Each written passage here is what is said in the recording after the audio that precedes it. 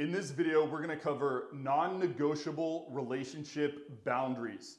And to preface this, there's gonna be two columns, got to go and let it slide.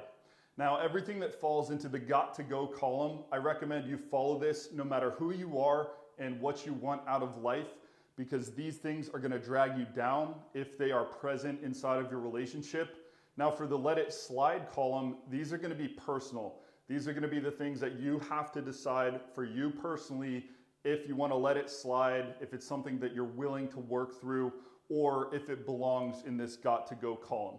So the number one got to go is going to be identity attacks. What I mean by identity attack is when you get in a fight with somebody and there's a disagreement, which is inevitable over the course of a relationship. Do they criticize the action, what you did, or do they start beating you up as a person? So are they calling you an idiot, or are they saying, hey, that thing you did was really goofy. That was a stupid thing to do. Are they calling you stupid? Are they calling you worthless? Are they calling you a piece of trash? Or are they just pointing out, hey, you did this thing I didn't like, it hurt me, or it made things inconvenient for us?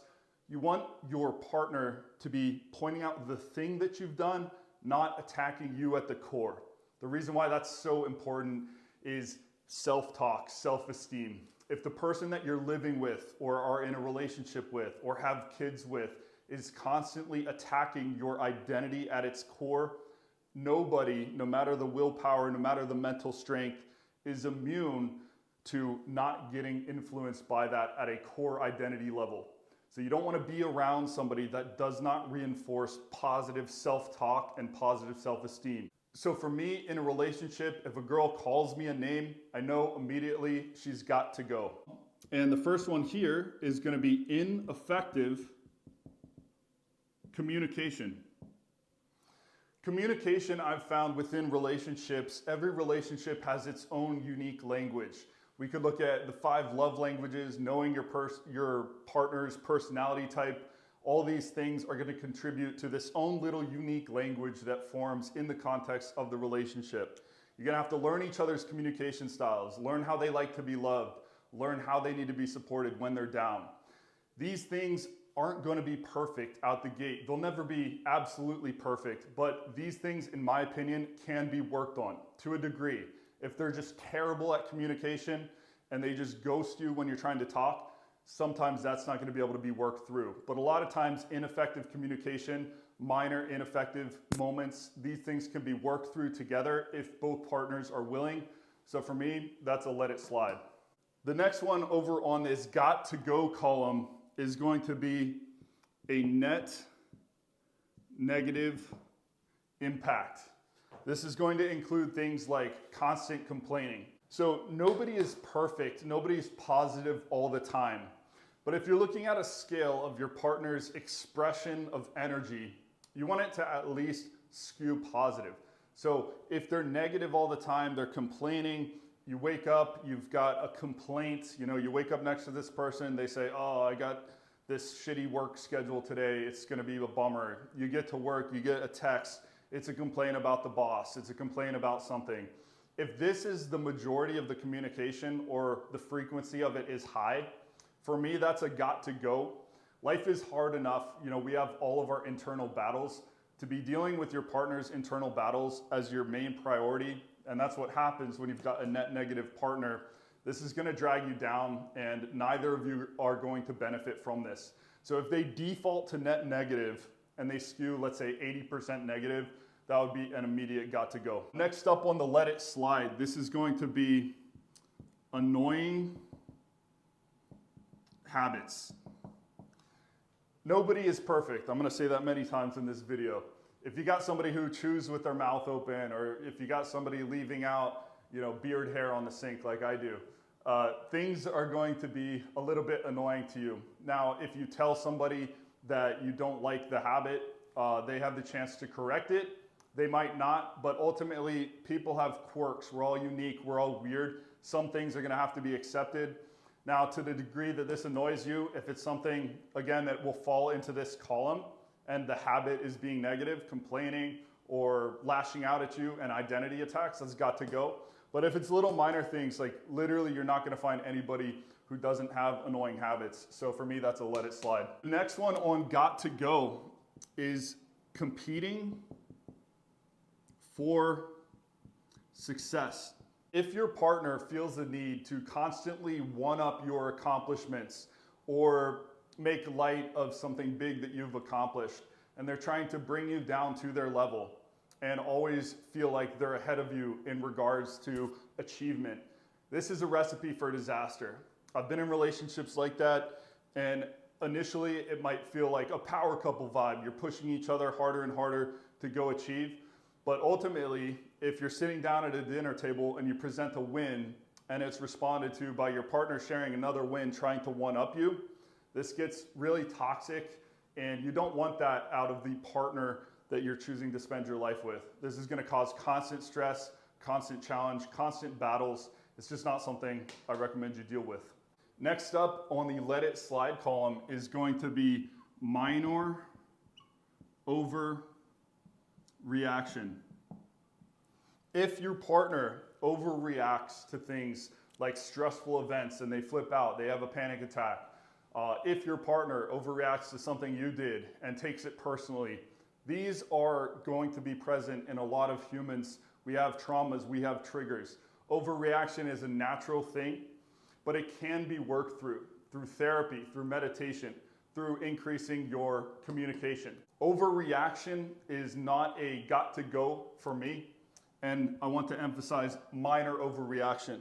If they're flipping out, you leave a dish out on the counter and they turn it into throwing the dish against the wall, and they're volatile and they're aggressive and they're just flipping out, that would definitely be got to go. But minor overreaction, these can be worked through if both partners are on their personal development journey, if they're willing to seek help via therapy or coaching and things like that. So that's gonna be a let it slide. The next one on the got to go is along the same lines of competing.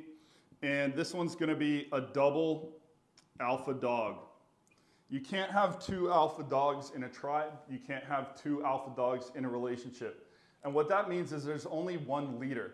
That doesn't mean the misogynistic view where the guy is just controlling and determining the world. What it means is that one person is going to bring their strengths in, the spiritual guidance, the spiritual connection, love, the empathy with other people and understanding people, and one person might make the business decisions or might be able to figure out which house we're going to move into better, right? That doesn't mean you're not being considerate of the other person's contributions intellectually, the information they're putting forth. You're going to think and work through things together as it should be. But ultimately, decisions, key decisions, have to be made by one person. It can't be two people just fighting for that alpha spot all the time. Next up on the let it slide column, this is going to be oversharing or venting. I previously had this in the got to go column, but what I've learned is that if people, again, are willing to work through their issues, the venting, you can tell your partner, hey, I don't want you to vent like that. I don't want you to just dump all your stuff as soon as I see you when you get home from work. Sometimes people need to vent. I vent, I let other people vent to me, but there's a time and place, and then there's a strict line on where that becomes over-reliance on the partner as like the therapist and things like that. By getting a therapist, by doing some journaling, by building your own self-esteem through taking care of your body, achieving more, you can find that the need to vent is reduced. The need to overshare is reduced. So this is stuff that you can work through, in my opinion, although it can definitely cross a line and get into that got to go column pretty quick. Next up on the got to go column is shit talking to their counsel. And what I mean by that is when you're with a partner and instead of confronting you on something that's going wrong between the relationship, maybe it's an annoying habit, they go to their girlfriends, they go to their guy friends, and they start dumping, or worse, the family, they start dumping all these negative things about you instead of talking to you, talking with you, or confronting a therapist or some outside counsel that's not within their friend group. And the reason why this is terrible is once you say the things about your partner, they cannot be unsaid.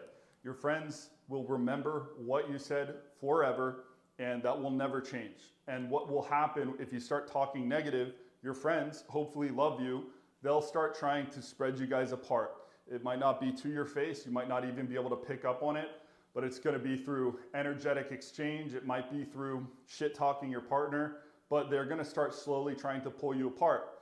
And why that is such an issue is a lot of times we go to our friends, go to our partners, and we're talking about these let it slide things. We might be sharing annoying habits. You might be overreacting, or they might be overreacting. You tell the friends, and the friends start building this neural network around your partner and start thinking that that person is not good for you. And now they're going to start trying to pull you guys apart.